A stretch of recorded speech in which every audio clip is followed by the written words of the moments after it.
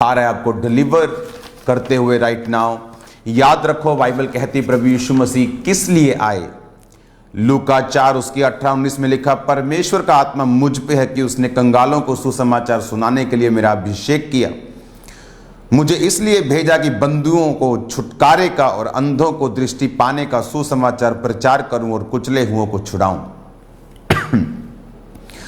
खुदावंद का आत्मा आज आपको छुड़ाने जा रहा है। आप जहां भी बैठे हैं, ब्रांच में, आप ऑनलाइन हैं, आप ब्रांच में हैं, एक वचन को मैं पढ़ूंगा। उस वचन के बाद मैं आपके लिए प्रेयर करूंगा। मैं आपके लिए मास प्रेयर में जाऊंगा और आप सेम नहीं रहेंगे। आज आपके डिलीवरेंस का दिन है यीशु मसीह के नाम में। जिस काम के लिए परमेश्वर पैदा हुए, जिस काम के लिए परमेश्वर पैदा हुए, टीम को बाहर तैयार रहना है बिल्कुल लाइव टेस्टिमनीज लेने के लिए लोगों की जो ऑनलाइन हैं, जो ब्रांचेस में हैं। आपको लाइव नंबर्स स्क्रीन पे दिखाओ।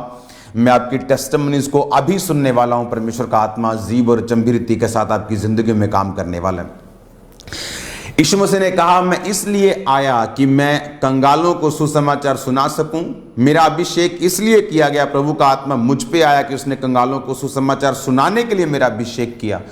मुझे इसलिए भेजा कि बंदियों को छुटकारे और अंधों को दृष्टि पाने का और कुचले हुओं को छुड़ाने का मैं प्रचार कर सकूं।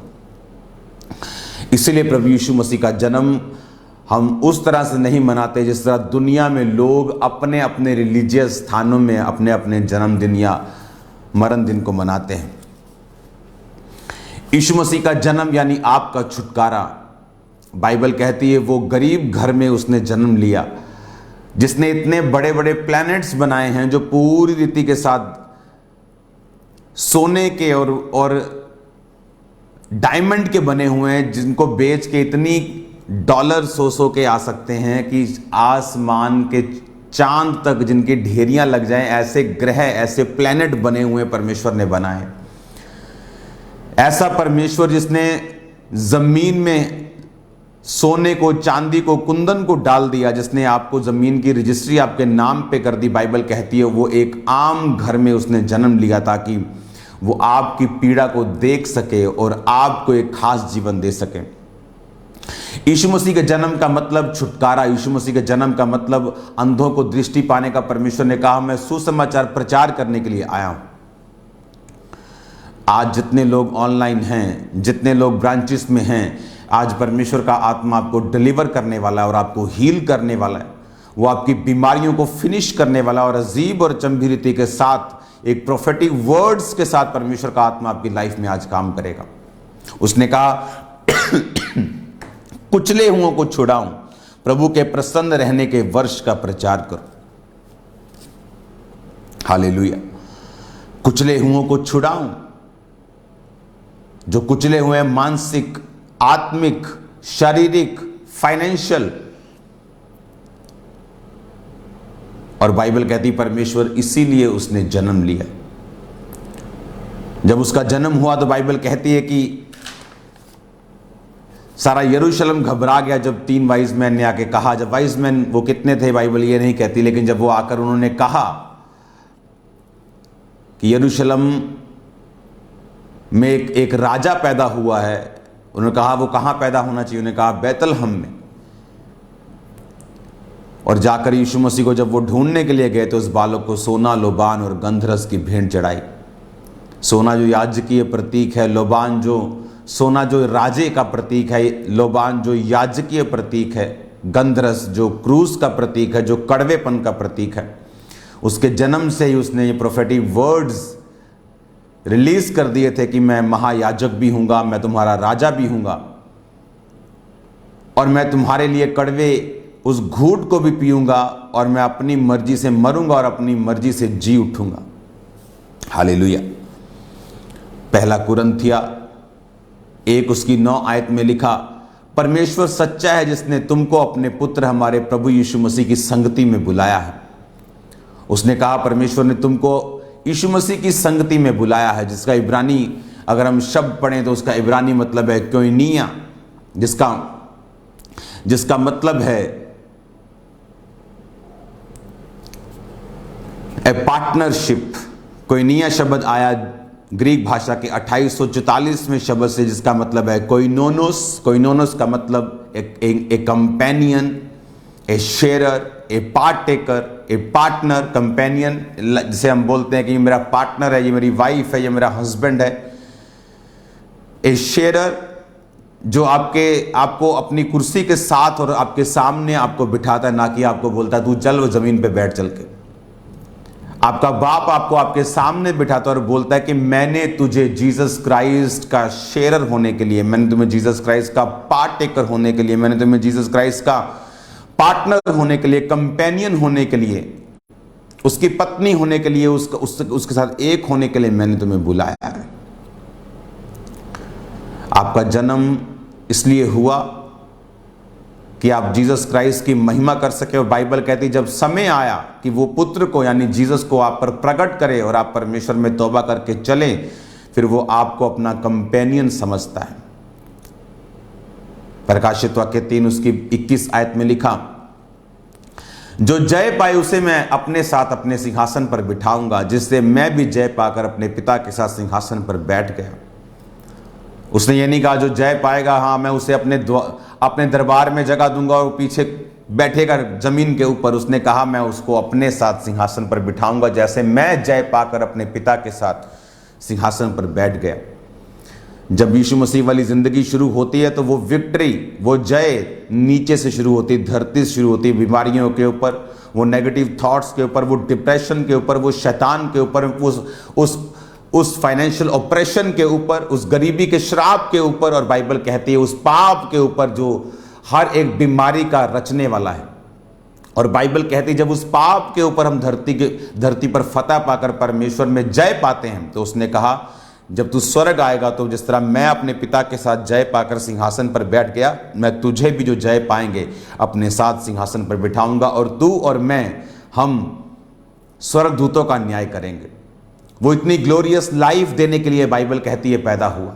वो एक नॉर्मल मौत के लिए वो पैदा नहीं हुआ, वो जस्ट मरने के लिए पैदा नहीं हुआ। जीसस क्राइस्ट एक ऐसी लाइफ देने के लिए, उसने कहा मैं तुम्हें बहुतायत का जीवन देने के लिए आया हूं। कोई मेरा प्राण मेरे हाथ से ले नहीं सकता, मैं अपनी मर्जी से अपना प्राण देता हूं और मैं अपनी मर्जी से अपना प्राण जो है वो वापस लेता हूं। बड़े काम आपकी जिंदगी में होने जा रहे हैं 2023 अगले साल। बिग वर्क, आप बड़ी पोजीशंस पे होंगे, आप ब्लेस्ड पोजीशंस पे होंगे, बेस्ट जॉब्स के ऊपर होंगे, और बड़े काम आप परमेश्वर के लिए करने वाले हैं। आत्मिक ताकतों से भरपूर होकर, ब्लेसिंग से भरपूर होकर। जितने यूके से लोग देख रहे, कनाडा से लोग देख रहे, आपकी लाइफ में परमेश्वर बंधनों को तोड़ने वाला है। आपकी लाइफ से वो बॉन्डेजेस को ब्रेक करने वाला। आप अपने घरों में जाने वाले, जितने रेंटेड प्लेसेस पे आप रहते हैं, और अजीब रीति के साथ वो फाइनेंशियल फेवर को आपको देने वाला है। और खासकर जो बोने वाले लोग हैं, जो अपने सीड को बोने वाले लोग हैं, आपका सीड हमेशा बोलता है। जब एक किसान बोता है तो अगले दिन जाके देखना शुरू नहीं करता कि अब तक फसल क्यों नहीं आई।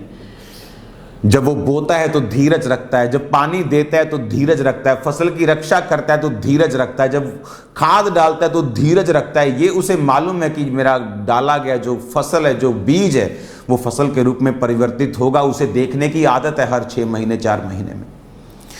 जो लोग मसीह में बोना और काटना जानते हैं, बाइबल कहती है उन्हें देखने की आदत है। उन्हें मालूम है हमने बोया और हम इसे काटेंगे, और अजीब और अचंभी रीति के साथ और बड़ा हुआ काटेंगे।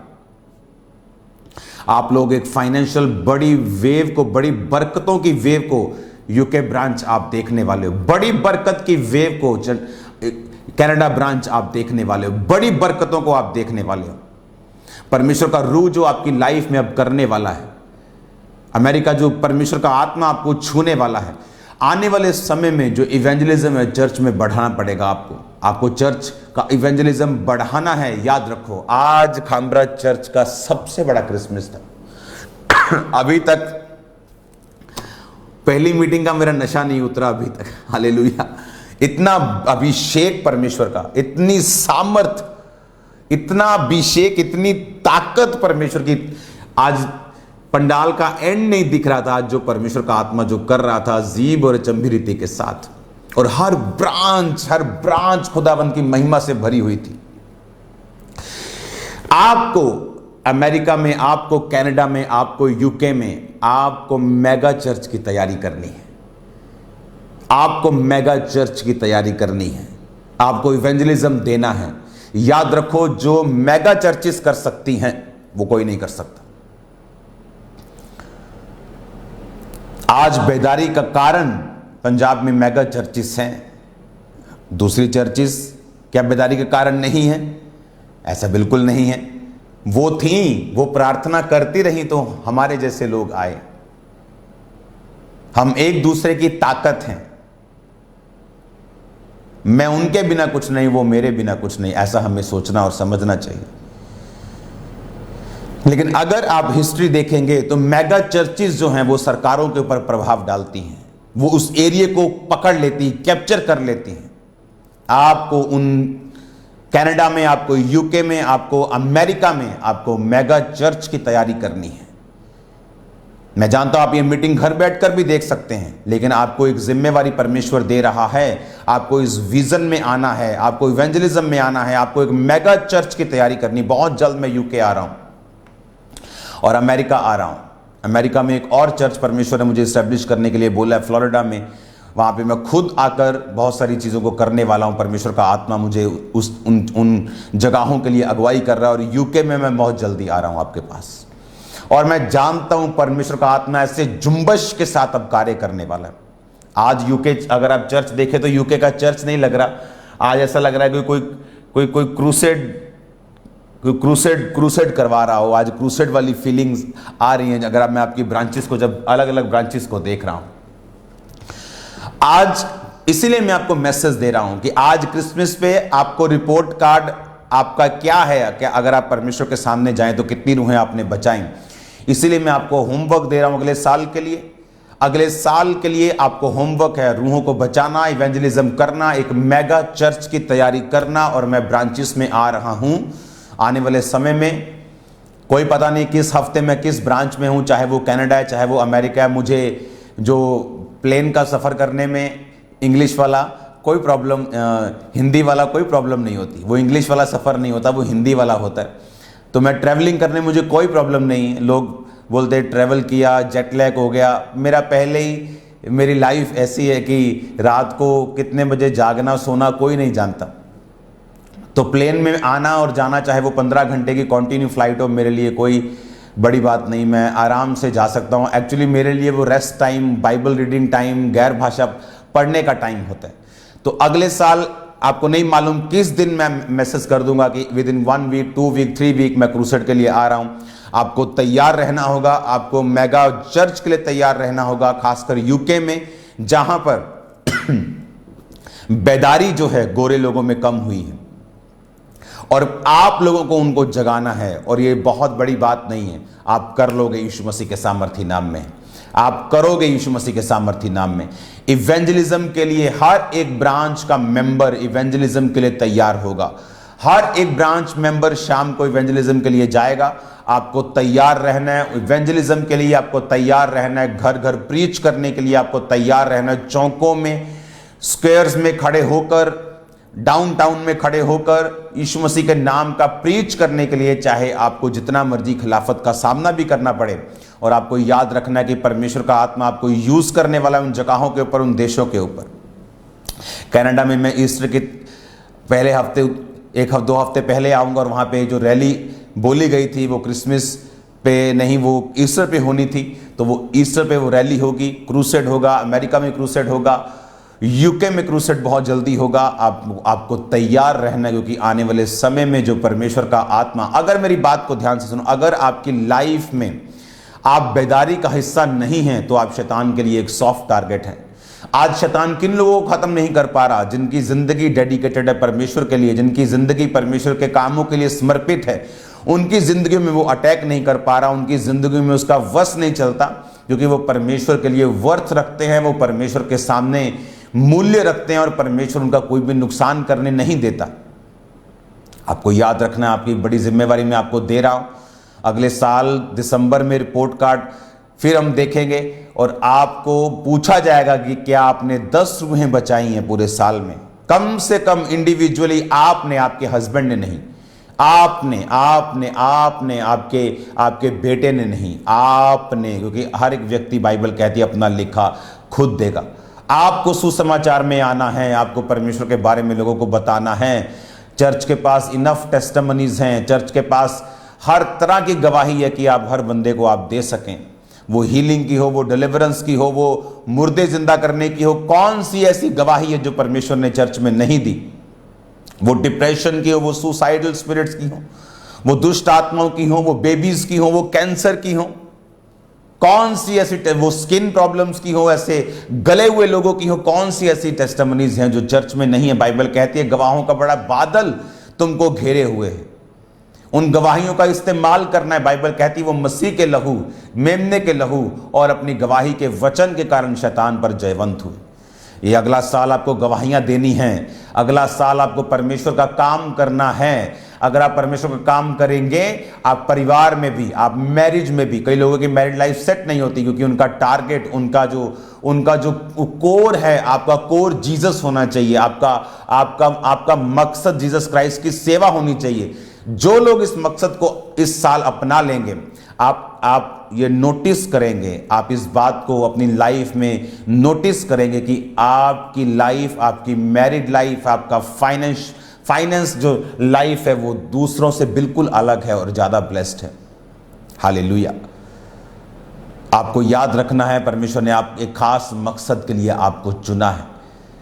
आज मैं आपके लिए प्रेयर करूंगा क्योंकि मैं अभी भी मस्से के नीचे हूं और मैं जानता हूं परमेश्वर का आत्मा आप आपको डिलीवर करेगा और फ्री करेगा और आजाद करेगा और आप सेम नहीं जाएंगे आज यीशु मसीह के सामर्थी नाम में। आज आपको टेस्टिमनी देनी है लाइव, क्योंकि आज खुदावंद का आत्मा आपको टच करने वाला है। आपको टेस्टिमनीज देनी है, आपको रूहों को बचाना है, आपको बीजों को बोना है, आपको प्रेयर्स करनी है, आपको परमेश्वर में चलना है। नेक्स्ट ईयर आपकी टेस्टिमनी का साल है यीशु मसीह के नाम में।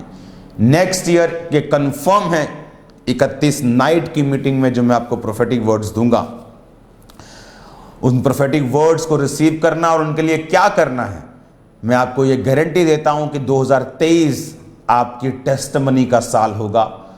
बिगेस्ट टेस्टिमनीज का साल होगा 2023 में। जो टेस्टिमनीज हम सुनेंगे वो कानों को, आंखों को खोलने वाली गवाहियां होंगी जो 2023 में हम सुनने वाले। God bless you all. Happiest Christmas. पता नहीं आप नाचते कम है या क्या है? हाँ, देख रहा हूं मैं आपको। मैं तो फुल नाच के आया हूं आज। प्रेयर के बाद क्वायर लीड करेगी और आप सिर्फ डांस करेंगे 15 मिनट। आमीन। जस्ट नाचेंगे आप, जस्ट ग्लोरीफाई करेंगे खुदावंद के नाम को कि आज हमारी लाइफ का बेस्ट दिन है। जीसस क्राइस्ट को आज हम मानते हैं कि खुदावंद तू हमारी जिंदगियों में आया। क्राइस्ट मास मतलब मसीह का महीना, कि खुदावंद तू धरती पे आया, मेरे लिए आया, मुझे बचाया। अगर ना तू आया होता तो मैं कहां होता? कहीं पिक्चर पे हम दीवार पे टंगे होते, हम हाथ डला होता।